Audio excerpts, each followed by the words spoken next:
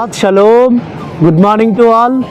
ప్రియులారా, ఈ సబ్బాత్ దినమున ఈ ఉదయకాల సమయంలో మరొక్కసారి పరమతని యొక్క వాక్యం వినడానికి వచ్చినాము.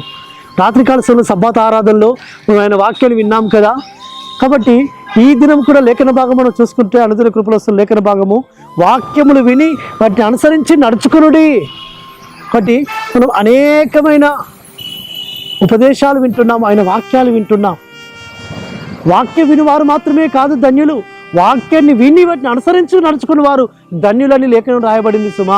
కాబట్టి యెహోవా ధర్మశాస్త్రం అనుసరించి నడుచుకుని వారు ధన్యులు. కాబట్టి మనం అనేకమైన వాక్యాలు వింటున్నాం. వాక్యం వినడము మంచిదే, కాబట్టి వాటిని అనుసరించి నడుచుకోవడము అనగా వాక్యమైన యెహోవాను మన హృదయంలో ఉంచుకొని ఆ వాక్యమైన యెహోవా ఏ విధంగా భూమి మీద నడుస్తూ వచ్చాడో వాటి ప్రకారం మనం నడుచుకోవాలి, ఆయన ప్రకారం మనం నడుచుకోవాలి.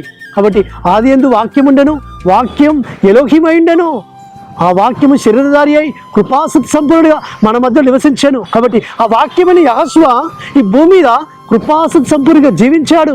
ఆయన ఏ విధంగా జీవించాడు, ఎలా నడుచుకున్నాడు, ఏ విధంగా మాట్లాడాడు, ఏ విధంగా ఆయన ప్రార్థన చేస్తూ వచ్చాడు, ఏ విధంగా ఆయన విశ్వాసముతో అనగా అనేకులకు మాదిరికరంగా జీవిస్తూ వచ్చాడు, ఏ విధంగా ఉపవాస ప్రార్థనలు ఉంటూ వచ్చాడు, ఇవన్నీ కూడా మనకు ఆయన చూపించాడు. కాబట్టి వాటిని అనుసరించి మనం నడుచుకోవాలి. కాబట్టి వాక్యం వింటున్నాం, విన్న వాక్యాన్ని ఈ చెవిలో విని ఈ చెవుల నుంచి వదిలేయకుండా వాటిని అనుసరించి నడుచుకోవాలి. కాబట్టి వాక్యాన్ని విని అనుసరించి నడుచుకోవడం ద్వారా మనం స్వస్థపరచబడతాం.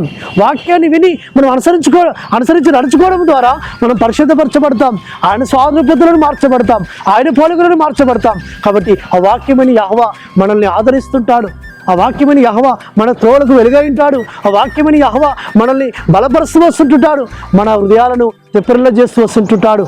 కాబట్టి ఆ వాక్యమును మన హృదయంలో ఉంచుకొని వాటిని అనుసరించి నడుచుకోవడము అది మన జీవితాల్లో గొప్ప ధన్యత సుమా. కాబట్టి అనుసరించి నడుచుకోమని వాక్యం సెలవిస్తుంది. కాబట్టి ఆ వాక్యమైన యెహోషువను అనుసరించి నడుచుకుందాం, ఆయన అడుగుజాడలు నడుచుకుందాం, తద్వారా అనేకులకు మాదిరికరంగా ఉందాం. అట్టి కృపా పరమతని మనల్ని ఆ విధంగా ఆయన మనల్ని నడిపించునుగాక. పరలోకమందున్న మా తండ్రి, సర్వోన్నత జీవాధిపతి యెహోషువ, మీ వాక్యాన్ని విని అనుసరించి నడుచుకోమని సెలవిచ్చినావు.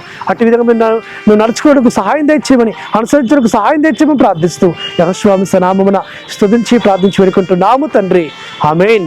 సర్వోన్నతుడు సర్వాధికారి అయిన యెహోషువ కృప కనికరము నిరంతరము తోడుగా ఉండి మనల్ని బలపరచును గాక, ఆమేన్.